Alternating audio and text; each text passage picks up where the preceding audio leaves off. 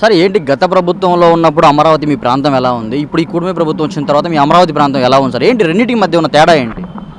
గత ప్రభుత్వంకేమో ఇక్కడ అమరావతిని అభివృద్ధి చేయడం ఇష్టం లేదు కాబట్టి వాళ్ళందరూ దీన్ని శ్మశానం అన్నారు, ఎడారి అన్నారు, ఇది ముంపు ప్రాంతం అన్నారు. మళ్ళీ అదే శ్మశానంలో కూర్చొని వాళ్ళని పాలన సాగించారు. మళ్ళీ ఈ శ్మశానం ప్రాంతాన్నే మళ్ళీ ఎకరం 10 కోట్లు చెప్పి వాళ్ళే విలువ కట్టి అమ్మకానికి కూడా పెట్టారు.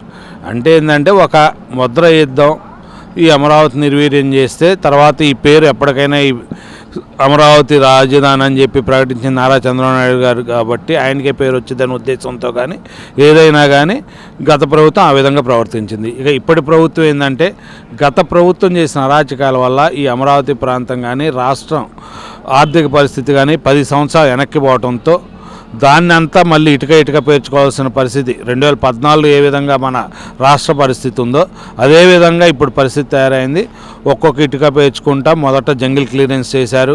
మొత్తం ఇప్పుడు చూస్తే మీకు ఎక్కడెక్కడ కట్టడాలు కట్టున్నాయి 14, 19 ఏ రోడ్డుకి వెళ్ళినా మీకు కనబడతా ఉన్నాయి బిల్డింగ్లు. అంతకుముందు ఇక్కడ ఏముంది ఏమీ లేదన్నారు. అవి ఏంటంటే ఆ సర్కార్ తమ్మ పెంచడం వల్ల గత ప్రభుత్వం అవి కనపడలా, ఇప్పుడైతే కనబడతా ఉన్నాయి. ఇక ఈ మార్చి తర్వాత టెండర్లు కూడా పిలవబోతున్నారు. అప్పుడు మామూలుగా ఆగిపోయిన భవనాలు అంటే ఎమ్మెల్యే క్వార్టర్స్ కానీ, ఎన్జిఓ బిల్డింగ్స్ కానీ, జడ్జిస్ క్వార్టర్స్ కానీ వీటన్నిటికీ మొదట ప్రారంభిస్తారు. దాని తర్వాత ఎల్పిఎస్ ఇన్ఫ్రాస్ట్రక్చర్ కూడా స్టార్ట్ చేస్తారు. ఏంటి అప్పటికి ఇప్పటికీ ఉన్న తేడా ఏంటి? మీరు ఏమైనా డెవలప్ కనిపించిందా మీకు అమరావతిలో? అదే అసలు మీరు అప్పుడేమో పూర్తిగా చిట్ట అడవిలా తయారు చేశారు. ఇప్పుడు జంగిల్ క్లియరెన్స్ చేస్తే అసలు ఇది ఒక ప్రాంతం కనబడతా ఉంది. అభివృద్ధి చేశాక ఇంకా మీకు 2 సంవత్సరాలు పోయాక ఇంకా బ్రహ్మాండం కనపడుతుంది. ఇప్పుడే పన్నులు ప్రారంభిస్తున్నారు కాబట్టి ఇక్కడ మీకు జనాలు కానీ మామూలుగా ఆ రద్దీని బట్టి చెప్పొచ్చు అసలు గతంలో ఎలా ఉంది. గత 5 సంవత్సరాలు ఇటు సైడ్ వచ్చేవాళ్ళు లేరు. అప్పుడు అసెంబ్లీ సమావేశాలు అప్పుడు తప్పితే సచివాలయం చూసుకున్నా చాలు, సచివాలయం కూడా ఎవరు వచ్చేవాళ్ళు కాదు. ఇప్పుడు పూర్తిగా రద్దీగా ఉంటుంది. ఈ ప్రాంతం అంతా రద్దీగా ఉంది. దాన్ని బట్టి మనకు అర్థం చేసుకోవచ్చు గత ప్రభుత్వంలో ఎలా ఉంది, ఇప్పుడు ఎట్లా ఉంది అనేది. అసెంబ్లీ సమావేశాలు అన్నారు. గతంలో అసెంబ్లీ సమావేశాలు ఎలా జరిగాయి మీ ప్రాంతంలో, ఇప్పుడు ఎలా జరుగుతున్నాయి? ఏంటి రెండింటికి మధ్య ఉన్న తేడా ఏంటి? అప్పుడు అసెంబ్లీ సమావేశాలు జరిగాయి కానీ అప్పుడు ముఖ్యమంత్రి గారు వెళ్ళాలంటేనేమో పరదాలు కట్టుకొని పూర్తిగా పోలీసులు అంతా కూడా రక్షించబోయేవాళ్ళు. అంటే ఆయనకి ఏదో తప్పు చేశాయని ఆయనకి ఆ భావన ఉంటేనే కదా అంత ఇదిగా పోయారు. ఇప్పుడేమో ప్రజల నాయకుడిగా ప్రజా రాజధాని అని చెప్పి ప్రజల మధ్యలో పోతా ఉన్నారు. అసెంబ్లీ సమావేశ ప్రారంభం రోజు వెంకటపాలెంలో చూసుకుంటే అక్కడ ఎన్టీఆర్ విగ్రహానికి దండేసేప్పుడుగా నాకు ప్రజలందరి మధ్య ఉండి వెళ్తూ ఉన్నారు. కాబట్టి ఇది ప్రజల రాజధాని, ప్రజా రాజధానిగా ఇప్పుడు ప్రభుత్వం భావిస్తుంది కాబట్టి ప్రజల మధ్యలోంచి వెళ్తూ ఉన్నారు. అమరావతికి కేంద్రం నిధులు కేటాయించడం కానీ లేకపోతే రాష్ట్ర ప్రభుత్వం ఇంకా చొరవ చూపించడం కానీ మీకు ఎలా అనిపిస్తుంది? అమరావతికి ఇప్పుడు కూటమి ప్రభుత్వం అంటే ఇప్పుడు కేంద్రంలో కూడా ఉన్న బీజేపీ ఇక్కడ కూడా అధికారంలో ఉంది కాబట్టి అమరావతికి నిధులు కేటాయిస్తానికి వారు కూడా చొరవ చూపుతూ ఉన్నారు. నిధులు మామూలుగా ఈ గ్రాంట్ రూపంలో కాకపోయినా అప్పు రూపంలో కేంద్రం హామీగా ఉండి వరల్డ్ బ్యాంక్ ద్వారా, ఆసియా అభివృద్ధి బ్యాంక్ ద్వారా 15,000 కోట్లకు వాళ్ళు బడ్జెట్లో కూడా పెడతాం జరిగింది. దానికి వాళ్ళు హామీ ఉంటా ఉన్నారు. అట్లాగే హడ్కోంచి రుణాలు వచ్చేదానికి అన్ని రకాలుగా వాళ్ళు సహకరిస్తూ ఉన్నారు. గత 5 ఏళ్లలో వైసీపీ అధికారంలో ఉన్నప్పుడు మీరు అనేక అమరావతి రాజధాని కోసం అనేక దీక్షలు చేశారు, పోరాటాలు చేశారు. వాటన్నిటిని ఇప్పుడు ఒక్కసారి వెనక్కి వెళ్ళి ఆలోచిస్తుంటే మీకు ఎలా అనిపిస్తుంది? జగన్మోహన్ రెడ్డి గారు చేసిన ఒక మంచి పని ఏంటంటే ఇక్కడ అమరావతి ప్రాంతం వాళ్ళకి అందరికీ జైలు అంటే భయం పోగొట్టారు. అంటే అసలు ఏ రకంగా ఎక్కడన్నా ఏదన్నా తప్పు జరిగిస్తే ఉద్యమిస్తూ నేర్పించారు. దానివల్ల ఏంటంటే ఉద్యమం అంతకుముందు ఎవరికి కూడా ఇళ్ళ నుంచి బయటికి రాని మహిళలందరూ కూడా రోడ్డు ఎక్కాల్సిన పరిస్థితి. ఎందుకంటే వారి సొంత భూములు ఇచ్చి ఆ భూములు ఇక తర్వాత ఏమీ లేదు, ఇక వాళ్ళకి జీవన సమస్య కాబట్టి ఉద్యమాలు చేశాము, ఎన్నో పాదయాత్రలు చేశాము, తర్వాత జైలు బరో కూడా చేశాము, కార్యాలయం ముట్టలు చేసాం. అన్నీ చేసినా కానీ ఆ ప్రభుత్వం చెల్లించలే. కానీ మా హైకోర్టు ద్వారా మాండమస్ తీర్పు వచ్చి అమరావతి ఇక్కడే నిలబడి నమ్మకం వచ్చింది. దాని తర్వాత ఇప్పుడు సుప్రీంకోర్టులో కూడా ఉంది. దాని తర్వాత ఈ ప్రభుత్వం వచ్చింది. ఈ ప్రభుత్వం అమరావతి రాజధాని ఇక్కడే ఏకైక ప్రకటించే వీళ్ళు అసలు ఎన్నికల్లోకి వెళ్ళారు. ఆ ప్రభుత్వం వచ్చింది కాబట్టి ఇప్పుడు మాకు ఉద్యమాలు చేయాల్సిన పని అయితే లేదు. కానీ నిర్మాణాత్మకంగా సలహాలు ఇవ్వటానికి మాత్రం అమరావతిలో అయితే ఎప్పుడు ముందుంటా ఉన్నాం.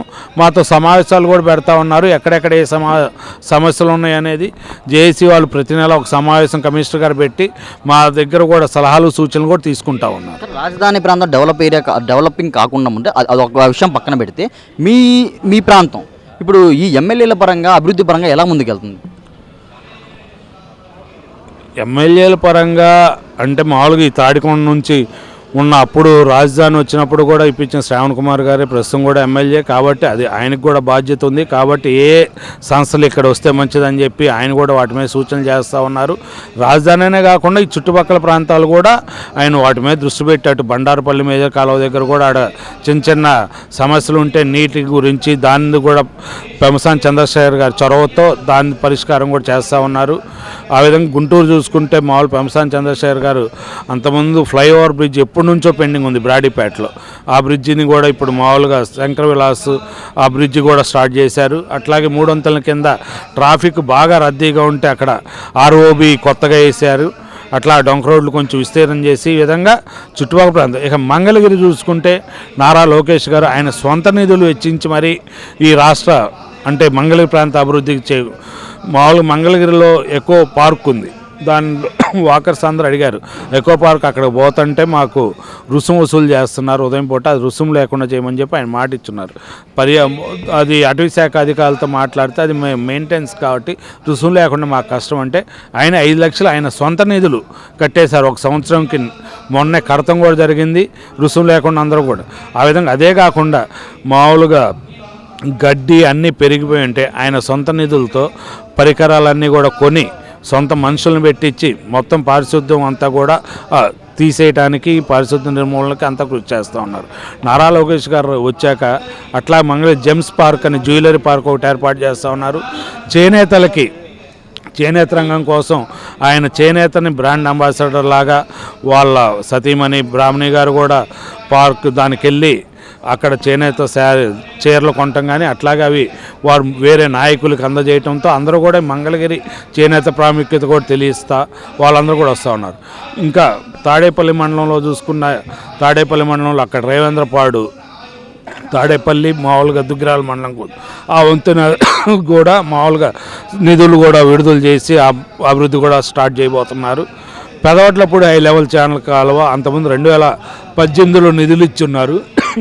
అప్పుడు కొంత పని చేస్తుంటే దాని తర్వాత వచ్చిన ప్రభుత్వం కొనసాగించాల. మళ్ళీ ఇప్పుడు ఈ ప్రభుత్వం వచ్చాక నిధులు విడుదల చేసి పని కూడా పూర్తయిపోయి తొందరలోనే అది కూడా శంకుస్థాపనకు కూడా నోచుకోబోతా ఉంది. ఈ వీడియో నచ్చితే లైక్ చేయండి. అలాగే మా ఛానల్ ని ఫస్ట్ టైం కనుక చూస్తున్నట్టయితే ఇప్పుడే సబ్స్క్రైబ్ చేసుకుని పక్కనే ఉన్న గంట సింబల్ ని యాక్టివేట్ చేసుకోండి. అప్పుడే మేము పెట్టే ప్రతి వీడియో మీకు నోటిఫికేషన్ గా వస్తుంది. అలాగే ఈ వీడియో పూర్తిగా చూసినందుకు ధన్యవాదాలు.